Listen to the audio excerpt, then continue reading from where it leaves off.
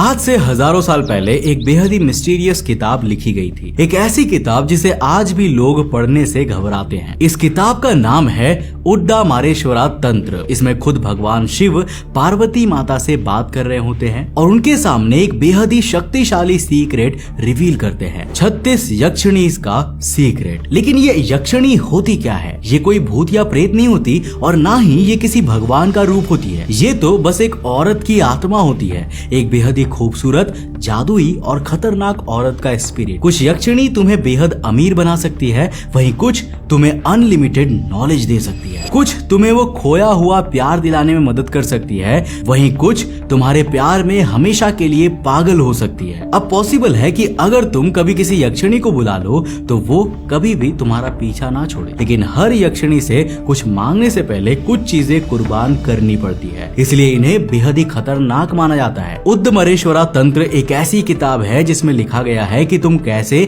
इन यक्षिणी को मंत्र और तंत्रों के जरिए बुला सकते हो। हर 36 यक्षिणी की शक्तियां अलग अलग है और आज हम एक ऐसी ही यक्षिणी जिसका नाम मोहन वासिनी है, उसकी बेहद ही डरावनी कहानी सुनने वाले हैं। ये कहानी बेहद ही डरावनी हो सकती है और आपकी तरह मैं भी इस तरह की हॉरर वीडियोस रात में ही देखना पसंद करता हूँ, लेकिन मेरी आपसे विनती है कि इस वीडियो को आप रात के 2:30 बजे से लेकर 3:30 बजे के बीच में कभी मत देखना, क्योंकि ऐसा माना जाता है कि इस समय यक्षिणी बेहद पावरफुल बन जाती है। तो बिना किसी देर के चलिए शुरू करते हैं आज के इस एपिसोड को। सो हेलो गाइस, मैं हूं कौशिक और चलिए शुरू करते हैं एक और नए एपिसोड को।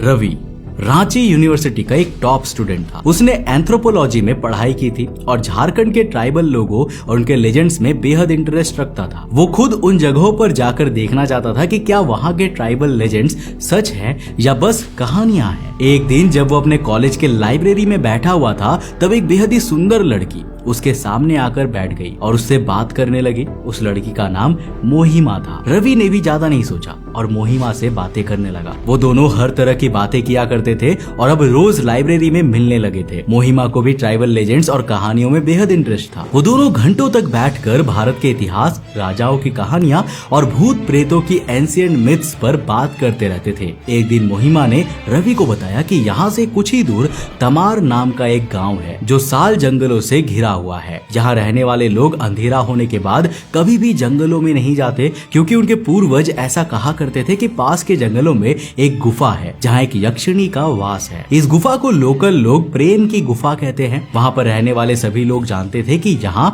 एक बेहद ही खूबसूरत लेकिन खतरनाक औरत रहती है जो मर्दों को अगर एक बार पकड़ ले तो कभी भी उन्हें जाने नहीं देती। रवि ये सुनकर बेहद एक्साइटेड हो गया। उसने मोहिमा को अपने सपनों के बारे में बताया कि कैसे वो इस तरह की लोकेशन पर जाकर खुद इन्वेस्टिगेट करना चाहता है, लेकिन मोहिमा ने उसे स्ट्रिक्टली वार्न किया कि ये जगह बेहद ही डेंजरस हो सकती है। लेकिन रवि कहाँ ही किसी की सुनने वाला था। उसने अगले ही दिन बैग्स पैक कर लिए और तमाड़ गाँव की तरफ निकल पड़ा। गाँव में पहुंचकर उसने वहाँ के लोगों से बात करना शुरू किया, लेकिन जैसे ही वो यक्षिणी का नाम लेता था, सभी गाँव वाले वहाँ से भाग जाते थे। कुछ दिनों तक वो उसी गांव में रहा और जितना हो सके उतनी जानकारी लेने की कोशिश की। उसे जानकर ये हैरानी हुई कि पिछले 50 सालों में करीब 30 आदमी उस गांव से गायब हो चुके थे। ज्यादातर गांव वालों का कहना था कि वो लोग शहर भाग गए हैं, लेकिन कुछ लोग कहते थे कि वो लोग जंगल में कहीं गायब हुए हैं। इसी बीच रवि को पता चला कि गाँव के सरकारी स्कूल में एक लाइब्रेरी है जहाँ पर गाँव के इतिहास के बारे में डिटेल में लिखा गया है। रवि तुरंत वहाँ पर गया और जाँच पड़ताल करने लगा। घंटों की मेहनत के बाद उसे कई न्यूज़पेपर आर्टिकल्स मिले जिसमें उन्हीं मिसिंग लोगों के बारे में लिखा हुआ था। हर एक आदमी जो गायब हुआ था ना, उनमें एक चीज कॉमन थी, उन्हें आखिरी बार जंगल के अंदर अकेले जाते हुए देखा गया था। रात के करीब 8 बज रहे थे। रवि अभी भी लाइब्रेरी में बैठा कुछ नए इन्फॉर्मेशन ढूंढने की कोशिश कर रहा था। तभी अचानक उसका ध्यान एक बूढ़े आदमी पर पड़ा जो पता नहीं कितनी देर से लाइब्रेरी में ही बैठा हुआ था। रवि ने उस बूढ़े आदमी को अपने टिफिन से थोड़ा खाना निकाल कर दिया और उनसे गांव के बारे में बात करने लगा। एक बार फिर जब रवि ने यक्षिणी का नाम लिया तो उस बूढ़े आदमी की आंखों में अजीब सा डर दिखाई दिया। उस बूढ़े आदमी ने रवि को चेतावनी दी और कहा कि जितने भी लोग उस यक्षिणी की तलाश में आए थे ना, वो दोबारा कभी भी घर वापस नहीं गए। रवि ने तब बहुत जिद किया। उसे पता चल गया था कि उस बूढ़े आदमी को कुछ तो पता ज्यादा था जो वो उसे बता नहीं रहे थे। अब फाइनली ना वो बूढ़ा आदमी उठा और लाइब्रेरी के कोने से एक बेहद ही पुरानी किताब रवि के सामने लेकर रख दिया। उस किताब का नाम था उदमारेश्वरा तंत्र। रवि ने उस किताब को पढ़ना शुरू किया और बस पढ़ता ही चला गया। उसे पता ही नहीं चला कि कब रात से सुबह हो गई और सुबह से फिर रात हो गई। उस किताब में यक्षिणियों की हर एक जानकारी लिखी गई थी। रवि ने सभी 36 यक्षिणी के बारे में पढ़ा, उन्हें कैसे बुलाते हैं, कैसे उन्हें खुश करते हैं और कैसे उनसे बचते हैं। रवि को ये भी पता चला कि इस गांव में कौन सी यक्षिणी का वास है। मोहना वाशनी ये 13वीं यक्षिणी थी जो किसी को भी सच्चे प्यार में गिराने का वरदान दे सकती थी, वो भी हमेशा हमेशा के लिए। लेकिन बदले में वो हमेशा हमेशा के लिए तुम्हारे साथ ही रहेगी और सिर्फ तुमसे प्यार करेगी। अगर तुमने उसे छोड़ने की कोशिश की तो वो तुम्हारा दिल निकाल कर अपने पास रख लेगी। अब रवि ये सब पढ़कर बेहद क्यूरियस हो गया था। वो अपनी आंखों से उस यक्षिणी को देखना चाहता था। उस रात वो चुपचाप उदमारेश्वर तंत्र की किताब लेकर जंगल में चला गया। एक ऊंची घाटी पर बैठकर उसने किताब में लिखे मंत्रों को पढ़ना शुरू कर दिया, जिससे मोहन वाशनी सामने आती है। अचानक उसे दूर से किसी के गुनगुनाने की आवाज आने लगी। जैसे जैसे वो मंत्र पढ़ रहा था वो आवाज पास आते जा रही थी। अब आखिर में जब उसने पीछे मुड़कर देखा तो उसके सामने एक बेहद ही खूबसूरत लड़की खड़ी थी। उस लड़की ने लाल साड़ी पहनकर रखी थी और उसकी आवाज बांसुरी की तरह सुरीली थी। रवि का दिल धड़क सा गया। उसे पहली नजर में ही प्यार हो गया। वो सब कुछ भूल गया और कुछ मिनटों तक उस यक्षिणी को देखता रह गया। उस यक्षिणी ने प्यार से कहा, तुमने मुझे बुलाया। थोड़ी हिम्मत करके रवि ने उसे पूछा, क्या तुम मोहन वाशनी हो? उस लड़की ने जवाब दिया, हाँ, और अब तुम मेरे हो। वो रवि को देखकर मुस्कुराई और अचानक पूरा जंगल शांत हो गया, जैसे जंगल का हर एक जीव उस मोहन वाशनी की मुस्कुराहट को देख रहा हो। मोहन वाशनी रवि के करीब आए और उसके माथे पर चूमा। रवि वहीं पर बेहोश हो गया। अगले दिन जब रवि की आंखें खुली तो उसे लगा जैसे उसने कोई बहुत ही बेहतरीन सपना देखा हो। लेकिन जब उसने ठीक से देखा तो उसे पता चला कि वो एक पत्थर के घर में सोया था। बाहर से चिड़ियों की चहचहाने की आवाज आ रही थी और मोहन वाशनी उसके पास सोई हुई थी। रवि बेहद खुश हो गया। वो घर बहुत ही अच्छा था। मोहन वाशनी उसके लिए खाना बनाती थी, उसकी सेवा करती थी और जो वो कहे उसे ला कर देती थी। अब रवि ने बाहर निकलने के बारे में सोचा भी नहीं। उसे ना तो अपना पर्पस याद था और ना ही बाहर की दुनिया में रहने वाले लोग याद थे। मोहन वाशनी सिर्फ रवि के लिए नाचती गाती और खाना बनाती थी, बिल्कुल एक पत्नी की तरह। रवि को लग रहा था जैसे कि वो स्वर्ग में हो। एक दिन घर के दरवाजों पर किसी के खटखटाने की आवाज आई।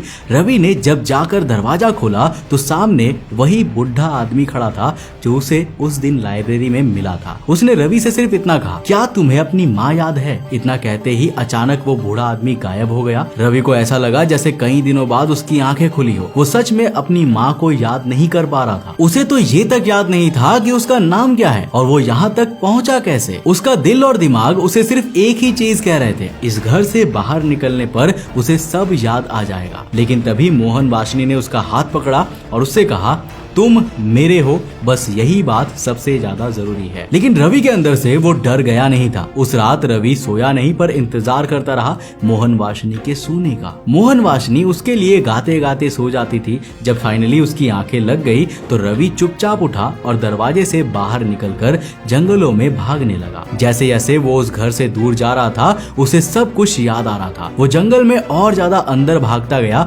लेकिन बाहर निकलने का रास्ता कहीं पर भी नजर नहीं आ रहा था। रवि ने हिम्मत हार दी थी। वो एक आखिरी बार दुनिया को और खुद को बताना चाहता था कि उसका नाम रवि है। उसने एक पत्थर उठाया और उससे एक पेड़ पर अपना नाम लिखने लगा। अचानक वो पेड़ क्रैक हो गया और उसमें से खून निकलने लगा। रवि को उसी गाने की गुनगुनाने की आवाज आने लगी जो उसने उस रात पहली बार सुनी थी। मोहन वाशनी एक बार फिर उसके सामने आ गई और उससे पूछने लगी कि तुम कहाँ जा रहे हो? तुम यहाँ से नहीं जा सकते। वो बेहद रो रही थी और उसे कह रही थी कि वो रवि से बेहद प्यार करती है। लेकिन रवि को धीरे धीरे सब याद आ रहा था। उसे उदमारेश्वर तंत्र की किताब याद आई जिसमें ये भी लिखा हुआ था कि मोहन वाशनी के वश से कैसे बाहर आया जा सकता है। किताब में लिखा हुआ था कि इस यक्षिणी की शक्तियाँ कम करने के लिए सबसे पहले तुम्हें प्यार का वो भ्रम तोड़ना होगा। रवि जोर से चिल्लाया, मैं तुमसे प्यार नहीं करता, कभी भी नहीं करता था। मोहन वाशनी की आवाज अचानक ब्रेक हो गई।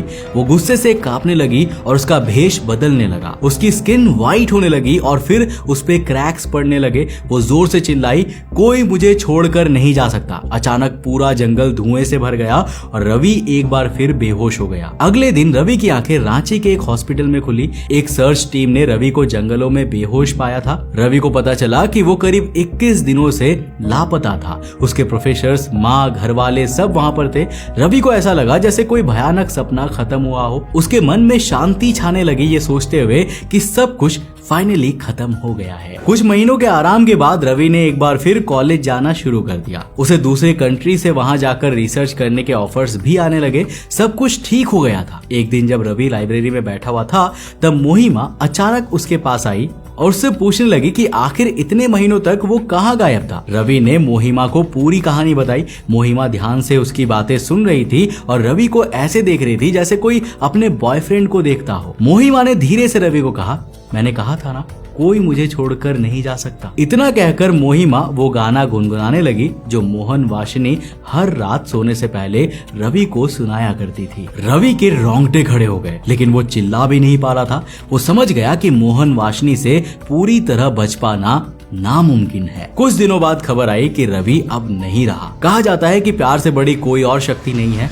शायद इसीलिए मोहन वाशिनी को इतना शक्तिशाली बताया जाता है। अब याद रखिएगा, एक बार आपने अगर इस यक्षिणी से प्यार का वादा कर लिया तो वो कभी भी आपको नहीं छोड़ेगी। अब दोस्तों, अगर आपको यक्षिणी की और कहानियां सुननी है ना तो मुझे कमेंट सेक्शन में लिखकर जो बताना। अगर कमेंट्स ज्यादा होंगे तो मैं डेफिनेटली इसके और भी एपिसोड्स लेकर आऊंगा। अगर ये वीडियो पसंद आया तो इस वीडियो को लाइक करने के साथ साथ दोस्तों के साथ जरूर शेयर करना।